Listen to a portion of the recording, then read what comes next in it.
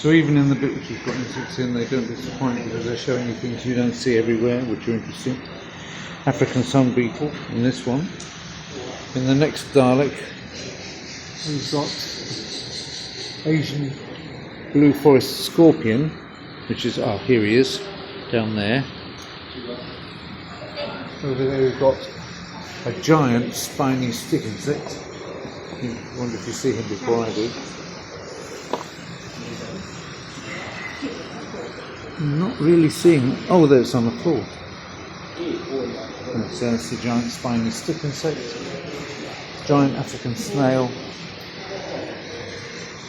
There's one, not particularly as big as they get, but he's on his way. And at the end here, we've got an African mantis. That might be very well camouflaged. Here he is on there. You see that hanging upside down? Very well camouflaged indeed. That's what they are. Here, Budapest Day, which is tree frogs, so we know what to look for. Highly poisonous. Wonder if my friend Hans-Georg Evers will be watching this at all any time. He's the only person I know who had these in a private collection. They're lovely.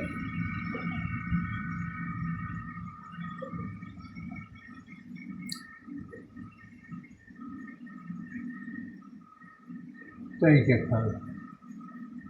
Madagascar giant day gecko, Napoli gecko. Nap is day, Napoli means during the day, turns into adjective.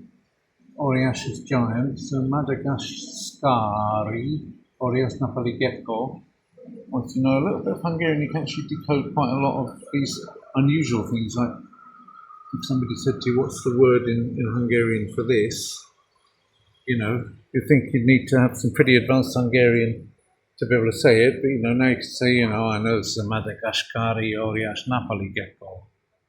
So, sounds very impressive. Sounds like I know thousands of words of Hungarian. I probably only know about 500. So,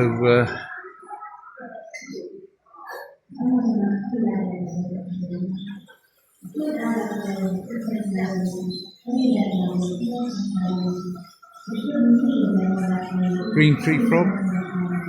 Not seeing it. Oh, they're at the back, squashed in against the thing there. These are more geckos. Can't see them either. So, Bengal stick insect. Yeah, I can see it. Very well camouflaged. That's what they're all about. Being well camouflaged. And this is a madar cock. Or tarantula. Tarantula is tarantula in just about every language I know, but in Hungarian it's madar cock. So remember that, you might need it one day if you need to talk about tarantulas with a Hungarian. So I'm not sure what's in there. There he is, as big as you like, some kind of monitor lizard. So where's the key to this one? Can't see which species it's supposed to be.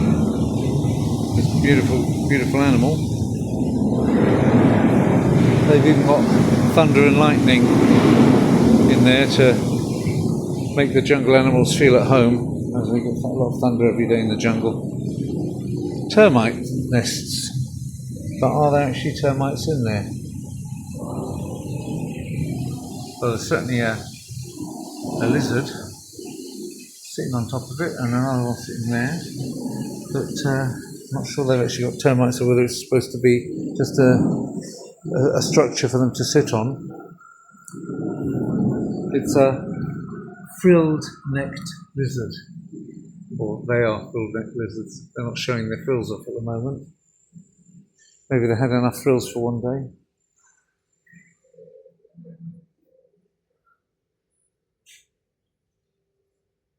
Right, that's just a piece of, it really is a piece of wood, not just a well camouflaged animal. Not sure what's supposed to be there, but it's not showing. Oh, there it is. No, it's a piece of plastic as well. Yeah. This one's the Yemen chameleon. It's supposed to be green, although they can take on other colours. If they're against a different background, they'll take on another colour. They've got chromophores, or whatever it's called. Can't see them in there either. This one, there's a little monkey. Hello, little monkey. Another little monkey down there. What little monkey is this? I'm not seeing her. Probably over there where the key is to what this monkey is.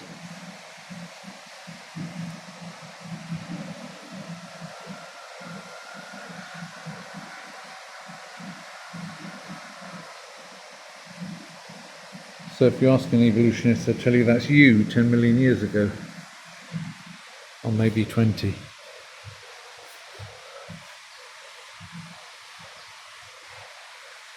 But nowadays, it is a pygmy marmoset. And the other thing is a crested wood partridge, again from Borneo, so that's what we got down here. Once I know what I'm supposed to be looking for, it's easy to find it. Again, an interesting pairing, a little monkey with a bird which is bigger than itself, but isn't likely to do it any harm. It's an interesting pairing.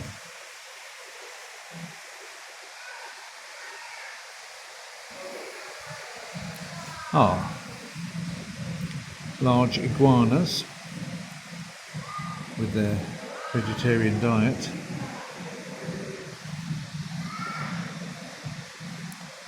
Now that's a very nice looking pair of iguanas.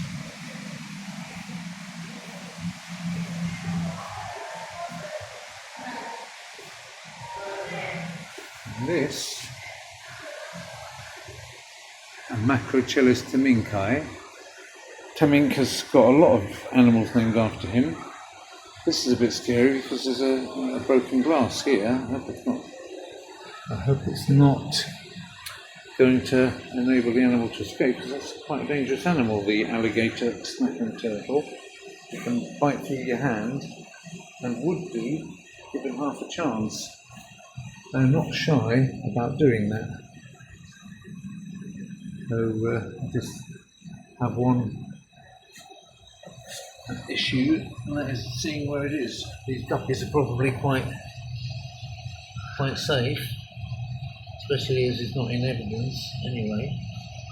But I can't see any alligator snapping turtle, but in theory that's what they're claiming this container contains.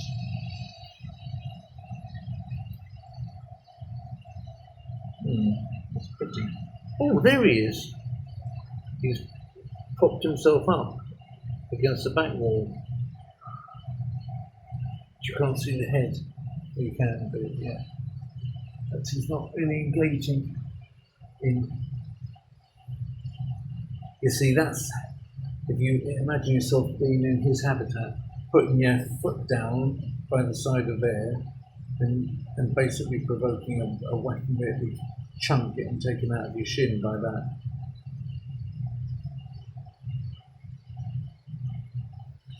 Doesn't bear thinking about, does it? I'm not surprised you've got a shocked face. And here, looks like a, oh, hello. Yeah, you're looking at me. I'm looking at you, looking at me. We're looking at each other, looking at each other. You look very nice. And there's another one.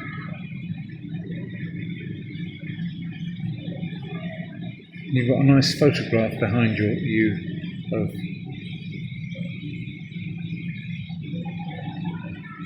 Yes, that's a very intelligent look you've got in your eyes, isn't it? And yes, you betrayed the existence of a third one by looking over at him. There he is. So 3 owls and what looks like a Texas Longhorn, or ex-Texas Longhorn. Dear visitors, our burrowing owls have only recently moved into their new aviary. Getting used to the new home in the present spirit, they may appear more reserved than usual, but they're not that reserved. They seem to be quite engaged. So, burrowing owls, it's interesting. Never seen that before either. So this place is full of animals that I'm seeing for the first time in my life, and I reckon myself to have seen quite a few animals. There's another gecko. This one's called a Henkel's leaf-tailed gecko. I suppose I'm getting why it's called a leaf-tailed gecko. Because the tail, I hope that's the tail end. It's the head end. Well, it could be the other way around because both ends seem to look like leaves. But we're seeing him from underneath. If there's only one in there. They're pity because I'm sure they could probably breed it. Geckos are not that hard, are they? To get going. It's interesting. That's interesting. I don't remember seeing that before either. So, from Madagascar again, so quite a few Madagascar animals here. And there's a very sweet looking Chelonian. Very sweet looking Chelonian. Geoemida spengleri, the Vietnamese leaf turtle. Aren't you sweet? You're really sweet.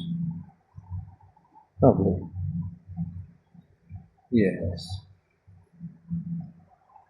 You're very nice, aren't you? Very nice. Nice. You like a finger?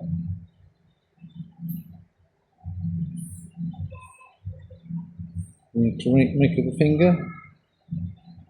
Yes. Scanning my fingerprint. You'll know exactly who I am. You're probably linked into a database of international Chelonian fanciers. Okay, lovely you are.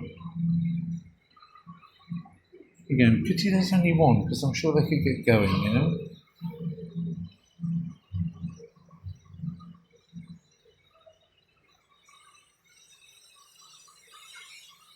What's this? Oh, that's a frog. And I think I've seen this kind of frog before. It says false tomato frog, which presumably means that there is a true tomato frog and this isn't it, which is a bit unfair on this animal. They could have just called it a different kind of red vegetable frog rather than calling it a false tomato frog. There's what? Up there. That seems to be for pure water anyway. It's a bit strange, but there is something dripping here. False tomato frog. They should call it like a pepper frog or something like that, red pepper frog, so that it doesn't have to be false to anything. Right. And these ones are helmeted geckos. Okay, I'm going to turn it off and turn it on again as a fourth instalment.